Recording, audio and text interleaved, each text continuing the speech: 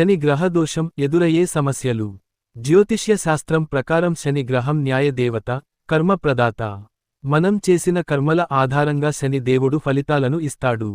ఒకరి జాతకంలో శని గ్రహం బలహీనంగా ఉన్నా లేదా అశుభ స్థానంలో ఉన్నా శని దోషం కలుగుతుంది.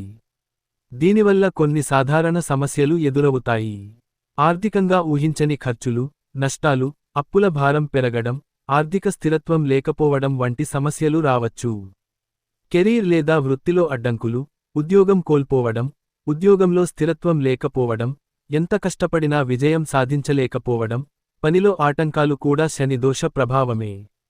ఆరోగ్యపరంగా దీర్ఘకాలిక వ్యాధులు, కడుపు నొప్పి, క్యాన్సర్, పక్షవాతం, శారీరక అలసట, చర్మ సమస్యలు, జలుబు, తల వెంట్రుకలు రాలడం, కళ్ళు, చెవులకు సంబంధించిన సమస్యలు వచ్చే అవకాశం ఉంది.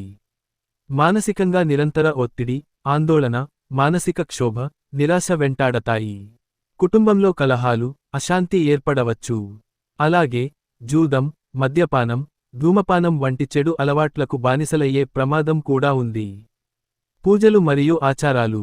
ప్రతి శనివారం శని ఆలయాన్ని సందర్శించి శనీశ్వరుడికి నువ్వుల నూనెతో అభిషేకం చేయాలి.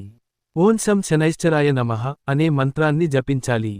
హనుమంతుడిని పూజించడం వల్ల శని దోష ప్రభావం తగ్గుతుంది.